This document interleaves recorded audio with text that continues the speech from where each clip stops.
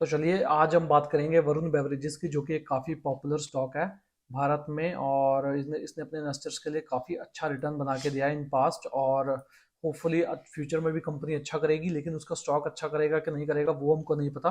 तो आज के वीडियो में हम बात करेंगे वरुण बेवरेजेस की पास्ट की, कि पास्ट में कंपनी कैसे ग्रो किया, और साथ ही साथ हम देखेंगे कि प्रेजेंट में कंपनी किस पोजीशन पे है और इन फ्यूचर कंपनी क्या करने वाली है, जिससे कंपनी इन फ्यूचर भी ग्रोथ को ड्राइव कर सके।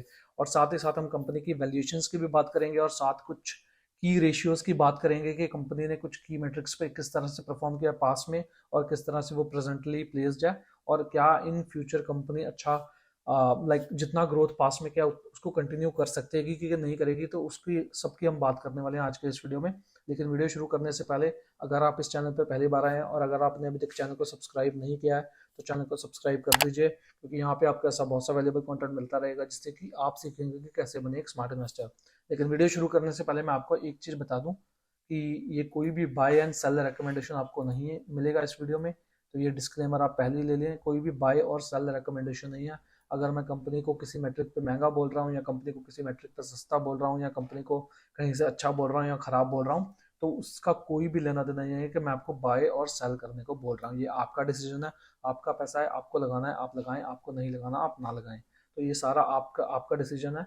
लेकिन मैं आज के वीडियो में आपको बताने वाला हूँ कि कंपनी ने पास्ट में क्या किया है और कंपनी फ्यूचर में क्या करने वाली है, और साथ ही साथ हम कंपनी के कुछ इंपॉर्टेंट मैट्रिक्स की बात करेंगे उससे, जिससे कि आपको समझ आए कि कंपनी इन फ्यूचर अच्छा कर सकती है कि नहीं कर सकती। तो चलिए शुरू करते हैं हमारा आज का वीडियो, और सीधा चलते हैं हम कंपनी की हिस्ट्री में।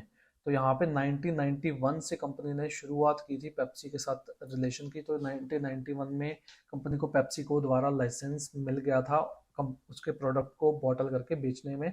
उसके बाद फिर धीरे धीरे कंपनी ने प्लांट सेटअप करने शुरू किए। यहाँ पे आप जैसे देखें, 96 में सबसे पहला जयपुर में सेटअप किया, उसके बाद यहाँ पे अलवर, जोधपुर और कोसी में यहाँ पे आप देखें 1999 में। उसके बाद धीरे धीरे कंपनी और इन्वेस्टमेंट्स करती गई और एक्सपैंड अपनी जो पहुंच है, जो बॉटलिंग की जो स्टेट्स हैं भारत में, वो धीरे धीरे एक्सपैंड करते गई। और यहाँ पे देखें आप, दिल्ली में रिमेनिंग पार्ट एक्वायर किया 2013 में। फिर प्रमोटर ग्रुप द्वारा लगभग 450 करोड़ का फंड इन्फ्यूजन हुआ यहाँ पे कैपिटल इन्फ्यूजन कंपनी में। फिर धीरे धीरे कंपनी ने और भी अपनी जो सब्सिडरी है सेटअप किया भारत के बाहर, जैसे जमाबिया कंट्री में।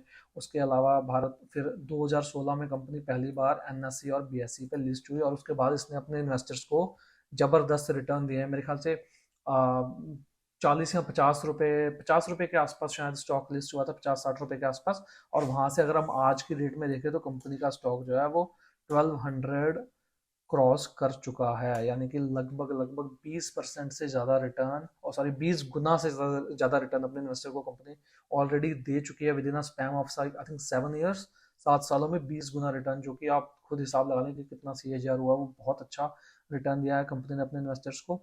उसके बाद धीरे धीरे कंपनी, ये देखिए आप, और ग्रीन फील्ड एक्सपेंशन किया नेपाल में कंपनी ने, जिम्बाब्वे में किया, और भारत के बाहर भी धीरे धीरे प्लांट लगाए कंपनी ने। और भारत में भी लगातार कंपनी अपने प्लांट जो है उनको एक्सपेंड करती गई, ताकि कंपनी का जो डिस्ट्रीब्यूशन कॉस्ट है वो धीरे धीरे कम होता जाए। उसके बाद रिसेंटली अगर हम देखें तो कंपनी को 2022 में लेज, डोरिटोज और चीटोस, जो कि पेप्सी बनाती है, उसका लाइसेंस मिल गया कंपनी को मोरक्को में प्रोडक्शन करने के लिए। और साथ ही साथ भारत में कंपनी को कुरकुरे और पफकॉर्न्स का लाइसेंस मिल गया है। उसके जो कोसी प्लांट है जो कि उत्तर प्रदेश में है, तो वहां से कंपनी ने मैन्युफैक्चरिंग शुरू कर दी है कुरकुरे और पफकॉर्न्स की। और जो नेक्स्ट लीग ऑफ ग्रोथ है वो कंपनी का जो जो पेप्सिको के स्नैक्स हैं उन्हीं से आएगा। क्योंकि अगर हम बात करें कंपनी के लाइक ड्रिंक्स के बिजनेस की, सॉफ्ट ड्रिंक्स के बिजनेस की, तो वहाँ पे कंपनी लगभग लगभग 90% से ज़्यादा जो भारत में पेप्सी पी जाती है, जो कंज्यूम की जाती है, वो वरुण बेवरेजेस द्वारा ही बॉटल की जाती है। तो वहाँ पे कंपनी नियरली अपना मार्केट जो है उसको पेनिट्रेट कर चुकी है। अगर भारत की बात करें, भारत के बाद बाहर ज़रूर कंपनी रिसेंटली साउथ अफ्रीका में कंपनी जा रही है, वहाँ पे जाके एक्सपैंड कर रही है। लेकिन भारत की अगर हम बात करें तो वहाँ पे वो नियरली मार्केट अपना पेनिट्रेट कर चुकी है। तो उसके बाद अगर जो नेक्स्ट लीग ऑफ ग्रोथ जो है वो यहीं से आएगी। कुरकुरे हो गए, पफकॉर्न्स हो गए, चीटोस हो गए, लेज हो गए, तो इन सब की अगर मैन्युफैक्चरिंग कंपनी को मिल जाती है भारत में पेप्सी द्वारा, तो कंपनी इन फ्यूचर अच्छे से ग्रो कर सकती है। अब उसकी अगर हम बात करें, यहाँ पे देखिए कि भारत के अलावा कंपनी 5 और कंट्रीज में काम करती है, जो कि श्रीलंका, नेपाल, जमाबिया, जिम्बाब्वे और मोरक्को। और साथ ही साथ कंपनी रिसेंटली साउथ अफ्रीका में भी वेंचर कर रही है यहाँ पे, जो कि आपको मैप से पता चलेगा। ये देखिए यहाँ पे कंपनी, ये देखिए अगर आप इन इन स्टेट्स की बात करें, नमीबिया हो गया, साउथ अफ्रीका हो गया, बोट्सवाना हो गया, तो यहाँ पे कंपनी धीरे धीरे वेंचर कर रही है, जहाँ पे कंपनी, जहाँ से फ्यूचर में ग्रो कर सकती है कंपनी। तो अगर हम उसके अलावा भारत की बात करें, तो ये देखिए आप, जहाँ पे कंपनी ने आपको बताया हुआ है कि आप सिर्फ 2 स्टेट्स को छोड़ के बाकी हर एक स्टेट में भारत के कंपनी की जो बॉटलिंग है वो कंपनी द्वारा की जाती है, जो कि काफ़ी अच्छी चीज़ है। उसके अलावा यहाँ पे देखिए श्रीलंका और नेपाल में, तो भारत मतलब कंपनी के पास इकोनॉमीज ऑफ स्केल का बेनिफिट है, और इसकी वजह से कंपनी का मार्जिन कैसे एक्सपैंड हुए वो भी मैं आपको दिखाऊंगा कि पास्ट में कंपनी का मार्जिन कैसे थे, और जैसे जैसे कंपनी की जो स्केल है वो बढ़ता गया, कंपनी का जो फिक्स्ड कॉस्ट है वो कम होता गया, और ऑपरेटिंग लेवरेज ने प्ले आउट किया, और किस तरह से कंपनी के पास्ट में मार्जिन जो है वो एक्सपैंड हुए हैं। यहाँ पे कंपनी ने देखिए बताया कि 32 साल से ऊपर रिलेशनशिप हो गया पेप्सी के साथ।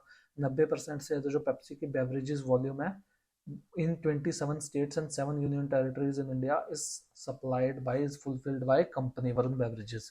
तो उसके बाद यहाँ पे देखिए कंपनी ने अपना वॉल्यूम ग्रोथ दिया है। वॉल्यूम ग्रोथ बहुत जरूरी होता है कंज्यूमर बिजनेसेस में। ये देखिए कंपनी का जो टोटल सेल्स वॉल्यूम ग्रोथ है मिलियन केसेस में है, जो कि 493 मिलियन केसेस से बढ़ के 913 मिलियन केसेस हो गया। नियरली नियरली रफली अबाउट अगर आप देखें 80-85% का ग्रोथ हुआ है। और आप यहाँ से, अगर आप यहाँ पर देखें तो 2019 से लेकर 2023 तक कंपनी ने नियरली 80% जो अपने वो वॉल्यूम को बढ़ा लिया है, जो कि लगभग 17% CAGR बनता है 2019 से 2023 तक। अब इसमें कंपनी ने अपना इंडियन और इंटरनेशनल स्प्लिट अलग अलग दिया है, तो दोनों ही जगह कंपनी इंडिया में और भारत के बाहर दोनों ही जगह कंपनी अच्छे से, बहुत अच्छे से ग्रो कर रही है। अब वॉल्यूम ग्रोथ का मतलब यह है कि कंपनी कितनी ज्यादा बॉटल्स बेच पा रही है। सपोज पिछले साल कंपनी ने अगर 100 बॉटल बेची और इस साल अगर 120 बॉटल बेची, तो कंपनी का जो वॉल्यूम ग्रोथ हुआ वो हो गया 20%। तो वॉल्यूम ग्रोथ जो है वो किसी भी कंज्यूमर कंपनी में काफी इंपॉर्टेंट मेट्रिक है, जो कि हमें देखना चाहिए। और अगर किसी भी कंपनी का 15 से 20% का वॉल्यूम ग्रोथ आता है, जो कि बहुत ही अच्छा है, क्योंकि कंज्यूमर कंपनी के पास प्राइसिंग पावर भी होती है। तो अगर वो 15% माने, अगर वो वॉल्यूम ग्रोथ करती है और 5 या 4 या 5 या 6% प्राइस हाइक करती है, तो उसकी जो सेल्स ग्रोथ है वो 22-23% की हो जाती है। तो इस तरह से कंपनी काफ़ी अच्छे से ग्रो कर सकती है। तो ऐसी कंपनी में हमें सेल्स वॉल्यूम ग्रोथ जो है वो ज़रूर देखना चाहिए। अब इसके बाद अगर हम ये देखें, ये करंटली कंपनी के जो ब्रांड्स हैं, पेप्सी हो गया, Mountain Dew, Mirinda, Pepsi black, Pepsi zero. उसके बाद स्टिंग जो कंपनी ने रिसेंटली लॉन्च किया है वो काफ़ी फेमस हुआ है यंगस्टर्स में। उसके बाद स्पोर्ट्स ड्रिंक जो है कंपनी का गैटरेड, वो भी कंपनी करती है। तो ये सारे कंपनी के ब्रांड्स हैं यहाँ पे। उसके बाद डेयरी बेस्ड अगर प्रोडक्ट देखें आप, तो क्रीम बेल के जो प्रोडक्ट हैं यहाँ पे देखिए डिफरेंट डिफरेंट फ्लेवर्स में, वो भी कंपनी बॉटल करती है और उन्हें भारत में बेचती है। तो बेसिकली कंपनी के ब्रांड्स काफ़ी अच्छे और पॉपुलर हैं, और कंपनी की जो ग्रोथ पास्ट की हम देखें वो भी काफ़ी अच्छी है। अब उसके बाद यहाँ पे देखें तो ये अपनी कंपनी ने अपनी जो पेप्सिको के साथ उनकी जो पार्टनरशिप है उसको दिखाया, बताया यहाँ पे कि पेप्सी जो है वो उनका क्या कंट्रीब्यूशन है इसमें और कंपनी का क्या कंट्रीब्यूशन है। तो कंपनी जैसे VC कूलर्स वगैरह इंस्टॉल करती है रिटेलर्स के पॉइंट पे, और पेप्सी का जो होता है वो उनका R&D में पैसा जाता है। यहाँ पे देखिए अगर आप, तो जो भी R&D, जो नई ड्रिंक्स लॉन्च होती है, नई पैकेजिंग, वो सारी पेप्सी द्वारा की जाती है। उसके बाद ब्रांड डेवलपमेंट के लिए जो जो भी एडवर्टीजमेंट होती है वो पेप्सी करता है, लेकिन उसका फ़ायदा वरुण बेवरेजेस को मिलता है, क्योंकि साथ ही साथ फ़ायदा पेप्सी को भी मिलता है ऑफकोर्स, क्योंकि अगर वरुण बेवरेजेस ज़्यादा वो बेचेगा तो जितना भी उनको पेप्सी का जो भी कट होता है उसमें से वो कंपनी को उनको ज़्यादा देना पड़ेगा। उसके बाद सेल्स और डिस्ट्रीब्यूशन जो है वो वरुण बेवरेजेस ऑफकोर्स देखेगा, क्योंकि मैन्युफैक्चरिंग सारी उनकी है। उसके बाद अब यहाँ पे देखिए 90% से ज़्यादा जो कंपनी के प्रोडक्ट हैं भारत में, वो यहाँ पे जो सेल्स वॉल्यूम है, सपोज अगर 100 मिलियन यानी 100 केसेस बिक रहा है, उसमें से 90% प्लस केसेस जो है वो वरुण बेवरेजेस बेच रहा है भारत में, जो कि काफ़ी डोमिनेट चीज़ है। और इतनी, और एक और ऐसा चीज़ होता है कि कईयों के दिमाग में ये डाउट होता है कि अगर सपोज पेप्सी अपना लाइसेंस कैंसिल कर दे, इन फ्यूचर रिन्यू ना करे, तो क्या होगा। ऐसे में पेप्सी का भी उतना ही नुकसान है, क्योंकि अगर वो 90%, उनको 90% जो सेल्स वॉल्यूम है उसको कवर करने के लिए उनको एक ही सप्लायर नया नहीं चाहिए, उनको ज़्यादा सप्लायर चाहिए होंगे। तो ऐसे में पेप्सी और वरुण बेवरेजेस दोनों के लिए विन विन सिचुएशन है कि ये जितना लंबा अपना कॉन्ट्रैक्ट को एक्सटेंड कर सकें। उसके बाद अगर हम बात करें, ये देखिए ये कंपनी का जो है ये पूरा वैल्यू चेन है कंपनी का। मैन्युफैक्चरिंग हो गया, फिर डिस्ट्रीब्यूशन और वेयर हाउसिंग हो गया, कस्टमर मैनेजमेंट हो गया, इन मार्केट एग्जीक्यूशन, कॉस्ट एफिशिएंसीज और कैश मैनेजमेंट। तो कंपनी की अगर हम देखें करंटली मैन्युफैक्चरिंग में 40 से ज़्यादा जो है वो प्रोडक्शन फैसिलिटीज़ हैं, जिसमें से 34 भारत में है और 6 भारत के बाहर हैं। और इन फ्यूचर ये देखिए पाइपलाइन ऑफ प्लांट्स, यानी इन future company Gorakhpur UP, Khurda, उसके बाद फिर यहाँ पे देखिए डीआरसी 3 नए प्लांट जो है वो लेके आ रही है कंपनी। 3 नए ग्रीन फील्ड जो प्लांट जिन्हें हम बोलेंगे, तो ग्रीन फील्ड के जो प्लांट है 3 नए वो कंपनी लेके आ रही है। उसके बाद अगर हम करंटली देखें तो 120 से प्लस डेपो हैं कंपनी के, जहाँ जिसमें कि अपना 2400 से ऊपर जो कंपनी के हैं वो प्राइमरी डिस्ट्रीब्यूटर्स हैं, और 2500 से ज़्यादा कंपनी व्हीकल ओन करती है। तो 2500 से ज़्यादा यानी कि कंपनी के जो जो भी डिलीवरी व्हीकल्स होंगे, ट्रक वैन जो भी होगा, तो वो कंपनी खुद के ओन्ड है कंपनी के, जिससे कि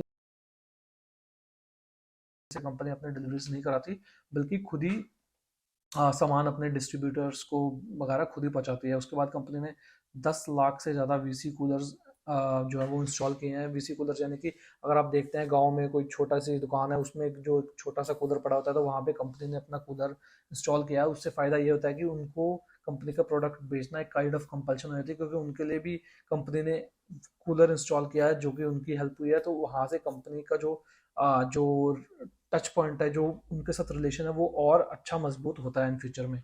उसके बाद कंपनी के देखिए ब्रांड डेवलपमेंट, कंज्यूमर मार्केटिंग, वो आप देखें कितनी एड्स वगैरह कंपनी को रन करने पड़ते हैं। उसके बाद फिर कंपनी के पास experience region specific sales team है, कि उनको पता है कि उस रीजन में कौन सी ड्रिंक ज़्यादा बिकती है, कौन सी चीज़ की ज़्यादा डिमांड है, तो उस तरीके की जो ड्रिंक्स है वहाँ पे ज़्यादा सप्लाई की जाती हैं। उसके बाद कंपनी प्रोडक्शन ऑप्टिमाइजेशन में हमेशा रहती है। बैकवर्ड इंटीग्रेशन कंपनी ने किया हुआ है काफ़ी प्लांट्स में, 10 इंटीग्रेटेड प्लांट्स। तो 10 इंटीग्रेशन का मतलब ये होता है कि कंपनी जो सपोज बॉटल्स या फिर और कोई प्रोडक्ट बना रही है, या कोई भी जो रॉ मटेरियल है, वो कंपनी खुद से ही सोर्स करती है इन प्लांट्स में, ना कि थर्ड पार्टी से मंगवाती है। उसके बाद पैकेजिंग में लगातार इनोवेशन करती रहती है कंपनी। वर्किंग कैपिटल को अच्छे से मैनेज किया है कंपनी ने पास्ट में, जिसकी वजह से रिटर्न ऑन इक्विटी एक्सपेंशन होता है और फ्यूचर ग्रोथ होता है। क्योंकि अगर कंपनी का वर्किंग कैपिटल कंपनी अच्छे से मैनेज नहीं कर पाती, तो कंपनी को ग्रो करने के लिए काफ़ी ज़्यादा कैपिटल की ज़रूरत पड़ती है, जिससे कि इन फ्यूचर कंपनी को तंगी दिक्कतें आ सकती हैं।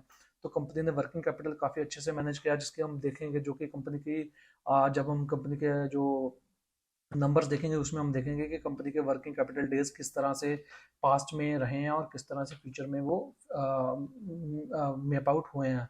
उसकी हम सारी बात करेंगे। उसके बाद यहाँ देखिए रिसेंटली जो कंपनी का जो Q4 कमर्शियल ईयर 2023 का Q4, यानी कि नॉर्मल अगर हम फाइनेंशियल ईयर का देखें तो Q3 में कंपनी के जो की डेवलपमेंट्स हैं वो ये रहे। कंपनी ने जो साउथ अफ्रीका में, जैसे मैं बात कर रहा था, धीरे धीरे कंपनी वो कर रही है, जो साउथ अफ्रीका की बेवरेज बॉटलिंग प्लांट था, जो बेवरेज कंपनी थी, तो बेवरेज कंपनी लिमिटेड, उसको कंपनी ने एक्वायर करने के लिए एग्रीमेंट किया है। The company has entered into a binding agreement to acquire 100% in the business conducted by Beverage Company Limited, South Africa, alongside with its wholly owned subsidiary Bevco, with an option to accept minority co-investment from large equity funds subject to regulatory and other approvals, including but not limited to PepsiCo and Competition Commission in South Africa. तो company किसी एक large equity fund के through भी थोड़ी funding ले सकती है, और कंपनी 100% स्टेक जो है साउथ अफ्रीका बेस्ड जो बॉटलिंग कंपनी है उसमें एक्वायर करना चाहती है, जिसकी कंपनी ने जिसके लिए अप्रूवल्स रेगुलेटरी अप्रूवल्स के लिए अप्लाई किया है, और साथ ही साथ पेप्सिको से भी कंपनी को अप्रूवल चाहिए। तो देखो अगर ये कंपनी जब जब भी ये लाइक एक्विजिशन होगा, तब कंपनी का जो रीच है वो साउथ अफ्रीका में भी जो डिस्ट्रीब्यूशन है सारा कंपनी द्वारा किया जाएगा। उसके बाद Bevco is engaged in business of manufacturing and distribution of licensed product and own non-alcoholic beverages in South Africa, and has franchise right for PepsiCo in South Africa, Lesotho and Eswatini. Further, it has also distribution rights in Namibia and Botswana. तो ये जो company की बेवको जो subsidiary है, जो जो company को acquire कर रही है, उसकी जो सब्सिडरी है, वो कंपनी के जो पेप्सी के प्रोडक्ट हैं वो, और साथ ही साथ उसके अपने कुछ ब्रांड्स भी हैं, जहाँ जो कि वो साउथ अफ्रीका और उसके साथ साथ वाली जो कंट्रीज हैं उनमें सप्लाई करती है। तो Bevco's own brand constitute 85% of total sales volume, which includes a popular energy drink brand Reboost. तो जो बेवको के ओन ब्रांड्स हैं वो 85% of the total sales volume करते हैं, यानी कि कंपनी को पेप्सी के अलावा और भी जो ड्रिंक्स के ब्रांड है उनमें भी उनका भी डिस्ट्रीब्यूशन इस कंपनी के थ्रू मिल जाएगा। उसके बाद यहाँ पे देखिए कंपनी का जो कंपनी इस कंपनी को लगभग 1320 करोड़ की 1320 करोड़ के आसपास की सेल है जो बेवको जिस कंपनी को कंपनी एक्वायर करने जा रही है, और उसकी कंपनी ने वैल्यूएशन लगाई है 1590 करोड़। यानी कि अगर हम देखें तो इतना महंगा कंपनी नहीं खरीद रही, जो कि एक अच्छी चीज़ है, क्योंकि अगर आप किसी कंपनी को काफ़ी महंगे वैल्यूएशन पे एक्वायर करते हो तो वो एक खराब चीज़ हो जाती है। तो यहाँ पे अगर हम देखें तो ज़्यादा, अगर 1320 करोड़ की सेल है, 1590 करोड़ में कंपनी खरीद रही है लगभग उसे, तो वो एक बुरा साइन नहीं है, ये एक अच्छा एक्विजिशन साबित हो सकता है कंपनी के लिए। उसके बाद यहाँ पे देखिए, कंपनी ने नई सब्सिडरी अपनी बिठाई है एक मोजाम्बिक में, जहाँ पे कंपनी का जो बेवरेजेस हैं, साउथ अफ्रीका टू करी, और यहाँ पे incorporation of new subsidiary VBL Mozambique, South Africa and Mozambique, South Africa to carry the business and of distribution of beverages. तो साउथ अफ्रीका में जो बेवरेजेस डिस्ट्रीब्यूशन है उसके लिए एक और कंपनी ने सब्सिडरी बिठाई है। उसके बाद कंपनी ने देखिए एक और कंपनी में स्टेक एक्वायर किया है, जो कि कंपनी को kind of raw material provide करता था प्लास्टिक क्लोजर्स का। तो ये भी एक अच्छा चीज़ है, यानी कि कंपनी बैकवर्ड जो इंटीग्रेशन है उसमें जा रही है, इससे कंपनी के इन फ्यूचर मार्जिन एक्सपैंड हो सकते हैं यहाँ से थोड़े और। उसके बाद अगर हम देखें तो ये देखिए, कंपनी ने रिसेंटली 2 ग्रीनफील्ड फैसिलिटी और 6 जो ब्राउनफील्ड फैसिलिटीज़ हैं उनकी उनको उनमें अगर हम यहाँ पे देखें तो ये देखिए, 6 जो ब्राउनफील्ड फैसिलिटीज़ है कंपनी की, और 2 नई ग्रीनफील्ड फैसिलिटीज़ का जो कमर्शियल प्रोडक्शन है वो शुरू किया है। We commission new production facilities at Bundi Bundi Rajasthan and at Jabalpur Madhya Pradesh, as well as expanded our capacity at 6 existing locations, namely Pathankot, Kosi, Bharuch, Tirunelveli, Guwahati. तो इन सब जो प्लांट है यहाँ पे कंपनी ने अपने जो एक्सपेंशन है, जो करंट उनकी कैपेसिटी थी उसको एक्सपेंड किया है, और साथ ही साथ कंपनी ने 2 नए ग्रीनफील्ड जो प्लांट थे उनको इस साल कमर्शलाइज किया है। उसके बाद अगर हम देखें तो कंपनी कमर्शल, और यहाँ पे बैकवर्ड इंटीग्रेशन की बात की है कंपनी ने, जो कि एंड इट्स न्यू, तो यहाँ पे कंपनी ने जो धीरे धीरे कंपनी हर अपने प्लांट्स को बैकवर्ड इंटीग्रेट भी कर रही है, जिससे कंपनी का जो प्रोडक्शन कॉस्ट है वो थोड़ा और कम हो सके और कंपनी के मार्जिन्स में एक्सपेंशन हो सके। और साथ ही साथ आप यहाँ देखिए, production of 100% recyclable plastic bottles for carbonated beverages, ये एक अच्छा साइन होता है, जिससे कि हमें पता चलता है कि कंपनी जो है वो सोसाइटी को लेके भी कंसर्न है, क्योंकि अगर कंपनी सोसाइटी को लेकर कंसर्न है तभी वो एक्स्ट्रा पैसे खर्च करके ऐसा प्लास्टिक बनाएगी जिसमें कंपनी को चांसेस हैं कि ज़्यादा पैसा खर्च करना पड़ता है और उतना कोई बेनिफिट नहीं मिलता, लेकिन ये एक अच्छा साइन मिलता है ओवरऑल। अगर हम लॉन्ग टर्म में देखें तो इसका कंपनी को काफ़ी अच्छा बेनिफिट मिलेगा। उसके बाद यहाँ पे कंपनी की जो रेटिंग है वो भी AA+ है, तो वो अब उसको आप छोड़े, अगर आप क्रेडिट रेटिंग रिपोर्ट पढ़ेंगे क्रिस्टल द्वारा तो उसमें आपको और अच्छे डिटेल मिल जाएंगे कंपनी के बारे में। साथ ही साथ कंपनी ने रिसेंटली यहाँ पे देखिए स्प्लिट जो है अनाउंस किया, यानी कि कंपनी के जो डिवाइड है, आई थिंक 1:2 के स्प्लिट में उन्होंने अपना इक्विटी शेयर जो है उसको डाइल्यूट करने के लिए वो किया है, एप्लीकेशन किया हुआ है। उसके बाद कंपनी का ये डिविडेंड जो अनाउंस किया उन्होंने, उसके बारे में बताया यहाँ पे। उसके बाद हम यहाँ पे अगर हम देखें, ये परफॉर्मेंस हाईलाइट है 2019 से 2023 तक की जो परफॉर्मेंस हाईलाइट है यहाँ पे अगर हम देखें, तो रेवेन्यू ग्रोथ अगर हम देखें कंपनी का, तो 7,130 करोड़ से बढ़ के 16,040 करोड़ तक पहुंच गया, लगभग 16,040 करोड़ 42 करोड़ तक, जो कि लगभग 22.5% का CAGR है। यानी कि हर साल कंपनी ने लगभग लगभग 22.5% से ग्रोथ किया है। और लेकिन यहाँ पे अगर हम पैट ग्रोथ की देखें, देखिए सेल ग्रोथ कंपनी की हुई है 22.5%, और पैट ग्रोथ डबल है, सीधा डबल। और उसका फायदा क्या है, जो कि मैं बात कर रहा था स्केल की। अब स्केल की वजह से यहाँ पे देखिए, जो कंपनी के मार्जिन, जो नेट मार्जिन थे 6.6% थे 2019 में, जो कि आज बढ़ के 13.1% हो गए हैं। तो ये भी डबल हो गए हैं, तो मार्जिन डबल हुए हैं। तो सेल्स अगर 22% से ग्रो की है, 22.5% से हर साल, तो प्रॉफिट जो आफ्टर टैक्स जो है वो 45.2% से ग्रो किया हर साल। उसके बाद एबिटा भी देखें, अगर आप सेल्स से ज़्यादा एबिटा ग्रो, एबिटा से ज़्यादा पैट ग्रोथ, तो ये होता है ऑपरेशन लेवरेज। तो जब जैसे कंपनी जैसे जैसे स्केल करती है, क्योंकि कंपनी का जो फिक्स्ड कॉस्ट है, एक बार कंपनी ने अगर प्लांट लगा दिया, अब प्लांट में सिर्फ मेंटेनेंस कॉस्ट जाएगा, दोबारा उसे प्लांट लगाने का कॉस्ट नहीं पड़ेगा।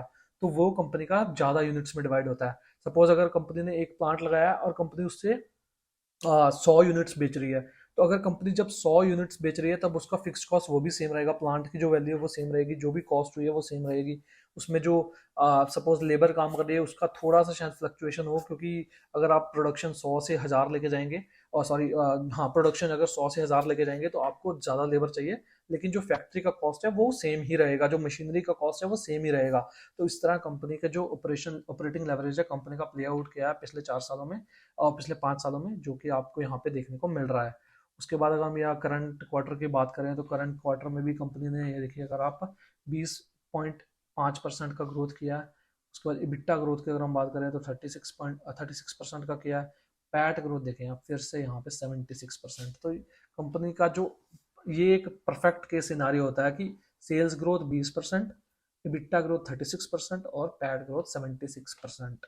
अब ये इस क्वार्टर का, हर क्वार्टर ने कंपनी ने इतना किया, लेकिन ये एक बहुत ही अच्छा सिनारियो होता है अगर आपको किसी भी कंपनी में ऐसा सिनारियो देखने को मिले और साथ ही साथ कंपनी रीजनेबल वैल्यूएशन पे ट्रेड कर रही हो, तो आप उस कंपनी को देख सकते हैं। लेने लेने ना लेना फिर भी आपकी मर्जी है, आप देख सकते हैं वो कंपनी अच्छा कर सकती है। अब अगर हम जो कि इनका जो फाइनेंशियल ईयर है वो 2022, मतलब 1 जन से लेके 31 तक का इन्होंने यहाँ पे दिया है कमर्शियल ईयर का, रादर देन फाइनेंशियल ईयर। तो अगर हम 22 से 20, यानी कि 1 जनवरी 2022 से लेकर 31 दिसंबर 2022 तक से की सेल देखें तो वो 13,170 करोड़ से बढ़ के, जो पिछला साल गुजरा उसमें 16,042 करोड़ हो गए, जो कि 21.8% का ग्रोथ है। उसके बाद इबिट्टा में देखें फिर से ज़्यादा ग्रोथ, पैट में देखें उससे भी ज़्यादा ग्रोथ। तो ये एक परफेक्ट केस सिनारियो है किसी भी कंपनी के लिए। उसके बाद अगर हम यहाँ पे देखें कंपनी के, कि कंपनी ने अपने सेल्स वॉल्यूम और नेट रेवेन्यू का ब्रेकआउट बताया कि कहाँ कहाँ कितनी कितनी ग्रोथ हुई है। यहाँ पे देखिए अगर आप, कि despite the abnormally high unseasonal rain in peak season, consolidated sales volume grew by 13.9%। यहाँ पे कंपनी ने लास्ट ईयर भी 13.9 14% के आसपास का जो है वॉल्यूम ग्रोथ किया है, जिसमें 13% ग्रोथ भारत से आ रहा है और 18% का ग्रोथ इंटरनेशनल मार्केट से आ रहा है। ऑफकोर्स इंटरनेशनल मार्केट में कंपनी अभी एक्सपैंड कर रही है, तो वहाँ पे ग्रोथ ज़्यादा होगा, क्योंकि कंपनी वहाँ पे पहले एक भी आइटम नहीं बेच रही थी, अब वो ज़्यादा बेच रही है, तो ऑफकोर्स वहाँ पे सेल ज़्यादा होगी। और भारत में कंपनी पहले ही बेच रही थी, तो वहाँ पे वॉल्यूम ग्रोथ ऑफकोर्स कम होगा। तो वॉल्यूम ग्रोथ के साथ जैसा कि मैं आपको बता रहा था कि प्राइसिंग ग्रोथ, ये देखिए, नेट रियलाइजेशन पर केस इंक्रीज बाय 7%, यानी कि पर केस जो है वो रियलाइजेशन 7% से बढ़ा है। यहाँ पे देखिए जो करंट ईयर में बढ़ के 175.7% हो गया है, तो इससे 7% कम था फिर लास्ट ईयर। तो कंपनी ने का ये देखिए वॉल्यूम ग्रोथ और उसके साथ रियलाइजेशन ग्रोथ, जैसा कि मैंने बताया वॉल्यूम ग्रोथ 14% हुई है ओवरऑल, रियलाइजेशन ग्रोथ जो है वो 7% हुई है, मिलकर बनता है 21.9%, और सेल्स ग्रोथ 21.8%, कितना, ये देखिए सेल्स ग्रोथ 21.8%। तो यहाँ पे ये फायदा मिलता है कंपनी को कि कंपनी थोड़ा प्राइसिंग ज़्यादा बढ़ाती है और थोड़ा सा वॉल्यूम बढ़ता है, तो कंपनी का जो सेल्स ग्रोथ है वो डबल स्पीड से बढ़ता है। उसके बाद यहाँ पे अगर कंपनी देखें, हम देखें तो कंपनी ने ग्रॉस मार्जिन बताया कि ग्रॉस मार्जिन एक्सपैंड हो गए हैं कंपनी के 53.8% से पे आ गए हैं। लास्ट ईयर 52.5% पे थे। उसका कारण क्या है कि कंपनी का रॉ मटेरियल का जो प्राइस है वो कम हुआ है, डिस्पाइट ये कि शुगर प्राइसेस अभी भी हाई हैं। तो अगर शुगर प्राइसेस कम होते हैं तो यहाँ पे और थोड़ा चांस है जो ग्रॉस मार्जिन है उनको इम्प्रूव होने का। उसके बाद इबिट्टा मार्जिन भी बढ़ा है ग्रॉस मार्जिन की वजह से। तो उसके बाद अगर हम पैट की बात करें तो पैट जो कंपनी का है, पैट मार्जिन भी कंपनी के इम्प्रूव हुए हैं। तो ये तीनों चीज़ें जो कि मैं आपको बता रहा था कि ऑपरेटिंग लेवरेज जिसे हम बोलते हैं, वो चीज़ यहाँ पे प्ले आउट की है।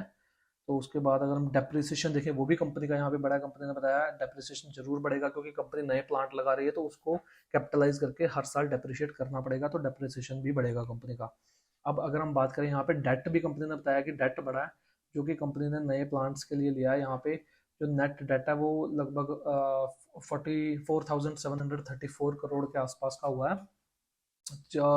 और लेकिन अगर हम, हमको ये नहीं देखना कि कंपनी का नेट डेट कितना, हमको ये देखना है कि debt in relation to equity और debt in relation to EBITDA कितना है। तो अगर हम debt in relation to equity देखें तो 0.67% है। तो ये बहुत ही हेल्दी रेशियो है अगर हम किसी भी कंपनी की बात करें, लेकिन अगर यहाँ से थोड़ा और कम हो तो ज़्यादा बेहतर है। उसके बाद अगर हम बात करें डेट टू इक्विटी की, डेट टू EBITDA की, वो है 1.31%, जो कि बहुत ही, मतलब इतना ज़्यादा कोई डेट नहीं है कंपनी का। आपको नंबर देखने में बड़ा लग रहा होगा बाई सेल्फ, लेकिन कंपनी का अगर हम देखें तो डेट टू इक्विटी वाइज भी रीजनेबल है और डेट टू बेटा रेशियो वाइज भी कंपनी रीजनेबल डेट के साथ ऑपरेट कर रही है। उसके बाद यहाँ पे जैसे कंपनी ने अपने केपेक्स के प्लान बताए हैं कि setting up a new greenfield production facilities at Bundi, Rajasthan and Jabalpur Madhya Pradesh, जिसका कि कॉस्ट लगभग 850 करोड़ है। उसके बाद अगर हम देखिए brown field expansion at 6 facilities, जिसका कॉस्ट कंपनी को अनदर 800 करोड़ का है, कॉस्ट है। तो यहाँ पे 6 प्लांट कंपनी को एक्सपेंड करने का 800 करोड़, और ये तो यहाँ पे कंपनी का 1650 करोड़ का तो यही कीपेक्स हो गया। उसके बाद फिर paid for land ahead of plant commercial in future, तो ये देखिए कंपनी ने फ्यूचर के लिए भी लैंड खरीद लिया है, जिसके कंपनी को 150 करोड़ देना पड़ा। तो इस वजह से कंपनी का जो डेट है वो ऑफकोर्स बढ़ेगा, क्योंकि कंपनी को जो कैश होता है कई बार वो डिविडेंड के रूप में भी कंपनी ने दिया है। उसके साथ साथ कंपनी ने फ्यूचर में अगर एक्सपेंड करना है तो थोड़ा इंटरनल एक्यूरल्स जो कि कंपनी को खुद कैश जनरेट कर रही है, थोड़ा पैसा वहां से और थोड़ा बाहर से उठा के कंपनी को केपेक्स भी करना पड़ा। जो टोटल कॉस्ट है उनके केपेक्स की, वो इस साल 2100 करोड़ का केपेक्स किया है कंपनी ने। जो एफ आई 2024 जो कि कंपनी का 2023 है, उसमें कंपनी ने लगभग 2100 करोड़ का केपेक्स किया, और इसका फायदा कंपनी को आज से 1-2 साल बाद देखने को मिलेगा आपको कंपनी में। उसके बाद वर्किंग कैपिटल, कंपनी ने बताया कि वर्किंग कैपिटल डेज काफ़ी स्टेबल रहे हैं, trade payable days reducing slightly. तो ट्रेड पेबल्स यानी कि कंपनी को थोड़ी पेमेंट सप्लायर को पहले करनी पड़ रही है, तो वो एक थोड़ा रिस्क है, लेकिन इतना कुछ बड़ा इशू नहीं है। और उसके बाद चलिए अगर अब हम बात कर लेते हैं कंपनी के थोड़े फाइनेंशियल्स की, जिसके लिए हम स्क्रीनर पे चलेंगे। तो यहाँ पे अगर हम देखें, यहाँ पे मैंने खोल के रखा हुआ है वरुण बेवरेजेस का। तो करंट मार्केट कैप की अगर हम बात करें तो 1,78,000 करोड़ के मार्केट कैप है। तो उसके बाद अगर हम देखें पी रेशियो, ये रिस्क फैक्टर है यहाँ पे अगर हम देखें, क्योंकि कंपनी ने जिस तरह से पास्ट में ग्रो किया है, इन फ्यूचर कंपनी उस उतनी पेस से ग्रो कर पाएगी कि नहीं कर पाएगी, थोड़ा मुश्किल है, क्योंकि कंपनी का बेस बढ़ चुका है। और उसके बाद भारत में कंपनी फुली पेनिट्रेट कर चुकी है अपने मार्केट यहाँ ना। तो इन फ्यूचर इतने तेजी से ग्रो कर पाएगी कि नहीं कर पाएगी, तो उस वजह से वैल्यूएशन वाइज अगर आप देखें तो थोड़ा रिस्क जरूर है, लेकिन आपको खुद इसका एनालिसिस करना है। क्योंकि ये एक स्टॉक कभी भी अगर हम पास्ट में देखें तो कभी भी चीपली ट्रेड नहीं हुआ है। तो मेरे ख्याल से लोएस्ट ये गया था 2020 के क्रैश में, तब भी ये 33 के पी पे ट्रेड कर रहा था। तो कंपनी कभी भी सस्ते वैल्यूएशन पे ट्रेड नहीं किया। मीडियन पी जो कंपनी का है पिछले जब से लिस्ट जो है वो है 57.7 का।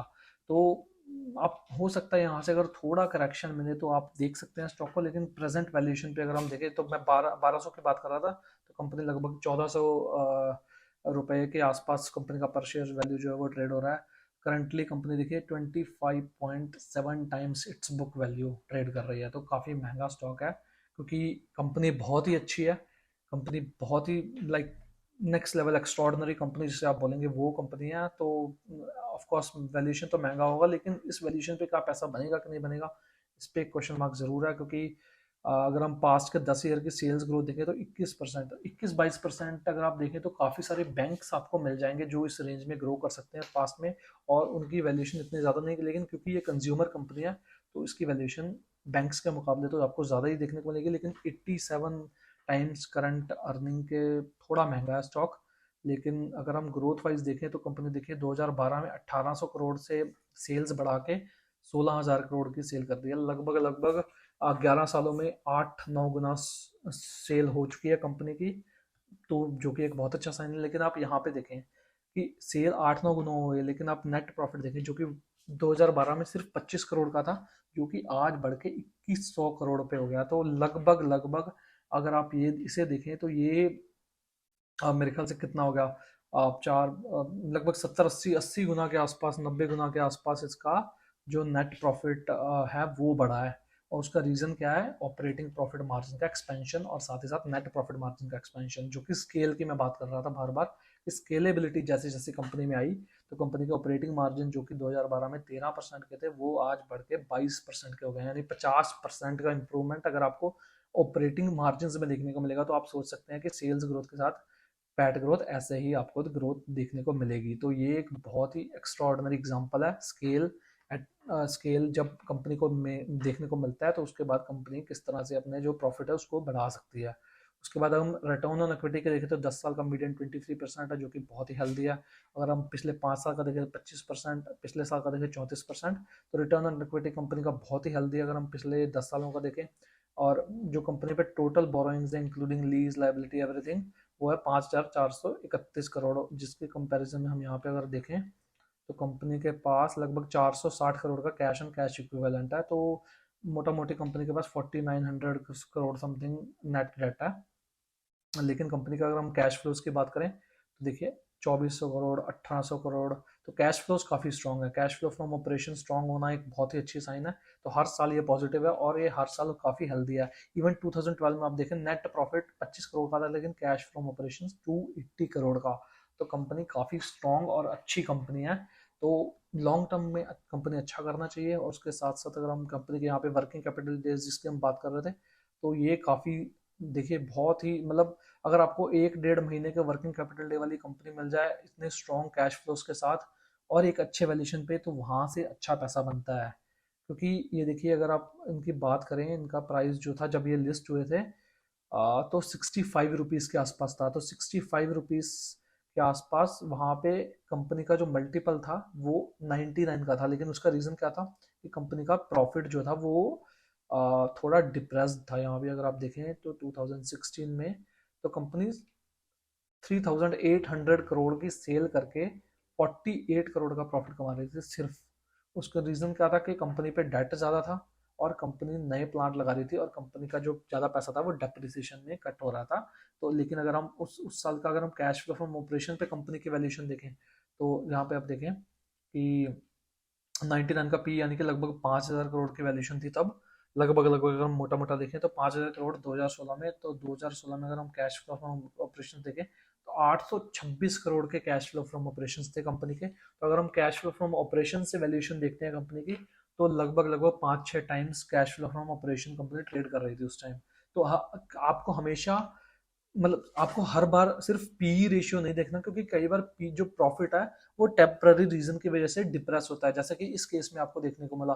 तो यहाँ पे अगर आप कंपनी के कैश फ्रॉम ऑपरेशंस देखते हो तो आपको काफी स्ट्रॉन्ग चीज देखने को मिलती है कि कंपनी एक स्ट्रॉन्ग पोजीशन में है और आप कंपनी को बाय करना कंसिडर करते हैं या बाय कर भी लेते हैं। तो वहां से आपका जो रिटर्न है वो लगभग कितने 23-24 गुना रिटर्न बन जाते हैं 7-8 सालों में।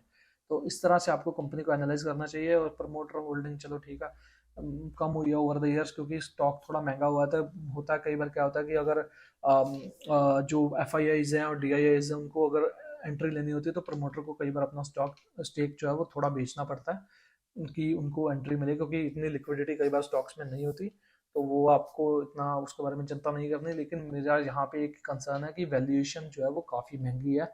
वैल्यूएशन बहुत ही महंगी है स्टॉक की कंसिडरिंग द ग्रोथ। क्योंकि ये अब देखिए धीरे धीरे ग्रोथ जो है वो स्लो डाउन होगी, क्योंकि यहाँ पे अगर आप देखें 1800 से 2100 करोड़, 2500 करोड़, फिर 3400 करोड़, 3800 करोड़, 4000 करोड़। उसके बाद यहाँ पे अगर आप 2016 से उनकी ग्रोथ देखें तो काफ़ी स्ट्रॉन्ग ग्रोथ रही है, जो कि धीरे धीरे कम हो सकती है। लेकिन अगर कंपनी को स्नैक्स का जो कंपनी का पेप्सी का स्नैक्स का जो मैन्युफैक्चरिंग है उसका कॉन्ट्रैक्ट मिलता है तो ये ग्रोथ यहाँ से और ज़्यादा एक्सेलरेट कर सकती है। लेकिन वो एक क्वेश्चन मार्क है। अगर वैसा होता है तो इस वैल्यूएशन पे पैसा बन सकता है, अगर वैसा नहीं होता तो इस वैल्यूएशन पे शायद पैसा ना बने उतना। लेकिन उसके बाद जो मर्जी है आपका अपना डिसीजन है। कोई मैं बाय और सेल रिकमेंडेशन आपको नहीं दूंगा, क्योंकि हो सकता है मैं आपको यहाँ पे बोलूँ कि यार बेच दो स्टॉक, मेरे को महंगा लग रहा है। अगर मेरे को महंगा लग रहा है उसका मतलब ये नहीं है कि स्टॉक बढ़ेगा नहीं, क्योंकि आपने ट्रेंड का एग्जाम्पल देखा होगा। ट्रेंड लोग 800-900 रुपए से बोल रहे हैं कि महंगा है, लेकिन वहां से वो 3-4 गुना हो गया। तो हो सकता है वरुण बेवरेजेस के साथ भी ऐसा हो। तो ये आपका अपना कॉल है। मेरा आपको काम था कि बताना कि ओवरऑल कंपनी का जो फंडामेंटल्स हैं वो कैसे हैं और कंपनी इन फ्यूचर ग्रोथ को ड्राइव करने के लिए क्या कर रही है। तो मैं उम्मीद करता हूँ कि इस वीडियो से आपको काफ़ी कुछ समझ आया होगा कि Varun beverages company as a company इसकी पास हिस्ट्री कैसी रही है और इन फ्यूचर कंपनी ग्रोथ को ड्राइव करने के लिए क्या कर रही है। तो अगर आपको वीडियो अच्छा लगा तो वीडियो को लाइक ज़रूर कीजिएगा और हमें कमेंट में ज़रूर बताएं कि इन फ्यूचर आपको और किसी ऐसे स्टॉक पे वीडियो चाहिए जिसका हम इस तरह से एनालिसिस कर सकेंगे कि कंपनी का पास्ट हिस्ट्री क्या है, कंपनी फ्यूचर में क्या करना चाहती है, कंपनी करंटली क्या मैन्युफैक्चर कर रही है, कंपनी के फंडामेंटल्स कैसे हैं। तो हम उस सब की बात करेंगे। तो अगर आपको वीडियो अच्छा लगा तो वीडियो को लाइक ज़रूर कीजिएगा और चैनल को सब्सक्राइब करना ना भूलें। और बहुत जल्द मुलाकात होगी एक और ऐसी बेहतरीन वीडियो के साथ। तब तक के लिए रखिए अपना बहुत सा ख्याल। धन्यवाद।